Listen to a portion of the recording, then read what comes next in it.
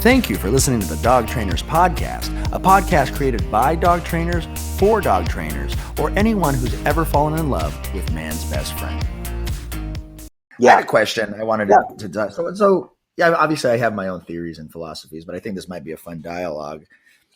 You mentioned in one of your books, I think it was, or maybe I'm connecting two thoughts from different sources, but one thing I've told Mariano in the past, it's like 32,000 years of domestication, and we still haven't figured it out. You know what I mean? So, but you mentioned something like, when did we lose? When did we get so soft, or when did we get? Oh, that's the second book. That's the second book. Yeah. When did this end? And you know, think of it like, so my question is, what are some of the leading reasons why this tear exists? You know what I mean? And I know a lot of it has to do with human nature, human perception, human experience, but let's dive into that a little bit. Like, what do you think it is? Well, we could spend another 8 hours on this conversation alone. On anthropology and philosophy. Yeah. Yeah. And so, I mean, I don't know if you guys have heard of the book, The Coddling of the American Mind. So that's a great book by Professor Jonathan Haidt, and a multitude of other folks that really kind of broke this down. But his whole thing was that we were inadvertently cultivating over an extended period of time a culture, a society that was tremendously undermined, weakened, and not self-sufficient anymore. And so children were dramatic. We all know helicopter parenting and all of that stuff. So children were tremendously protected and prevented from having, you know, any kind of issue. And so that's played out there. That's played out in academia. Academia, of course, we all know about safe spaces, microaggressions, and on and on and on. So right. Those are all testaments to how sensitive, how soft, how worried we've become. And that doesn't mean there aren't valid pieces of some of those aspects, but I would say in the large picture of it all, what I've watched, I'm 52, so I came up in the 70s primarily, and I've just watched people get softer and softer and softer and softer, and we've seen it with kids, right? And then we saw it with dogs, and which is why I write about kids and dogs like interchangeably. Yep.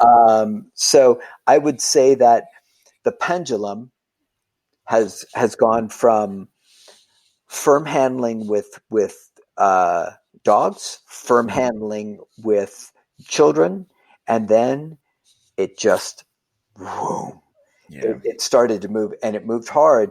And of course, a lot of other cultural things jumped on the bandwagon, and so this is kind of spiraled out of control. And at this point, we've got a lot of folks who are terrified of standing up for themselves, terrified of having boundaries, terrified of being the bad guy or bad lady, terrified of having their dog not like them. And we could go on and on and on. And so I would say it's a giant cultural shift. And for the most part, it started in academia. And just the softening. And because maybe the parallel between children and animals, you know, there's such a close, like you're just, it's on the other side of the fence, like that attachment. Yeah. I think the reason why that parallel so tight knit is because we see it. We see it manifest in children and animals, because really what they're talking about is parenting. You shouldn't say no, you shouldn't do this and this. And people parent their dogs. I mean, you raise a dog, you raise a child. And I think that's why people, you know, because people also love to like generalize, like, oh, don't tell your dog no, because, you know, yeah, definitely. Sorry, continue. Yeah, no, it's just, you know, we've had plenty of clients show up here and their kids are jumping all over the couch, and it looks like raising Arizona, if you've ever seen that, right? And it's just like, okay, so obviously you have no control of your kids, and so the tendency is that we're going to see the same thing with dogs. Yeah.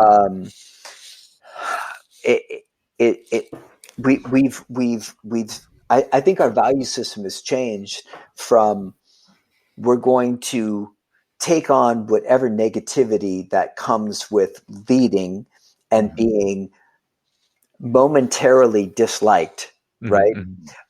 Momentarily, I hate you, Dad. It's that short-term satisfaction over that long-term success. Or the dog even like being like, oh God, I'm upset. And doesn't mean your dog's ruined, but it means like, okay, I've been corrected or something like that. To the point where it's so unsavory for people that they would prefer to have dogs be just out of control and kids out of control because it feels better to them. Yeah.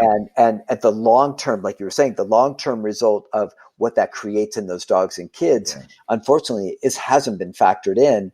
But we're starting to see the chickens come home to roost. Yeah. One thing I teach a lot is this idea of culture. Right. So like everyone comes from a different cultural background. And for example, I'm a Latin guy. So in Latin culture, you do X, Y, and Z. And by a certain age, you need to be here. And by a certain, and there's societal cultures and stuff like that. And there's kind of this blueprint of culturally what your family follows and what expectations you're going to have. And that's generationally passed down. Yeah. And what I realize is there's no dog culture. The dog culture, like there is no clear culture. And if there is a culture, it's filled with a lot of paradoxes. Yeah. Right. How do we think dogs are dumb and smart at the same time? How do we think that they are our babies and also an animal at the same time? How do we think that? So there's all these juxtaposed concepts on top of each other that confuse the shit out of us. And the only force that is the selector is our feeling or our circumstance. Right. And it's like, we see this type of client all the time. Oh, well, yeah, I had dogs growing up. Okay. And 98% of the time, those dogs lived in the backyard. Or in and out. And when you were 6 years old, all you did was rub their bellies, throw the ball, and give them a cookie, and your dog was perfect. So you get a lot of 20-something-year-olds getting a dog for the first time. That's all they do. And because the culture of like, how do I raise a dog? How do I structure a dog? And that's ultimately, as dog trainers, that's what we're trying to establish. Like there is a certain set of expectations by certain age and protocols and this and that. And, society, unfortunately, we protect dogs in not completely healthy ways, but at the same time, we love them. And like, so I guess if we were going to design a dog culture, right? Yeah. Let's give a shot at it. I don't know. What's this culture? Shall we get out the pen and paper and let's do it? Let's write it out. This will be volume 3, the good the manifesto. Here we go. Yeah, let's do it. I'm writing it down. You know what I noticed though is you kind of have to attribute, like I say this to people often. I think I've even said this on the podcast quite a few times because me and Brent, you and I talk about this a lot, is even though there is that, it feels like that divide's getting bigger, like it can feel that way. But I think it's secretly getting smaller, because what I tend to tell people, maybe I'm just an optimist, is obviously there's no shortage of like pure positive this and that. And again, regarding children and everything else. And, I'm seeing things now where like you're not supposed to say no to your kids at all for any reason at all. And I'm like, how? But when it comes to dogs, even though that's just becoming popular, and I think the biggest trainer on YouTube is probably still Zach George, pure positive, very against any sort of like corrective measure. But I noticed Ecollars are a little more popular these days.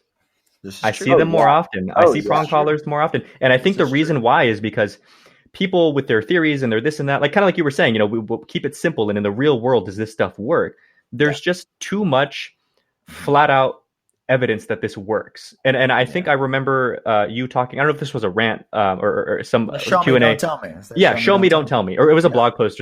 But it's true. And I think, I've even seen so many videos of guys who, I don't want to name because why give them the credit, but of people who will take like one of your videos or Jeff's videos and then like play it side by side with them, pause it for a second and then tear you down for like 5 minutes and then play it some more, pause it. And then, Yeah. But at the same time, it's like, okay, fine, but can you help this dog? Because I can.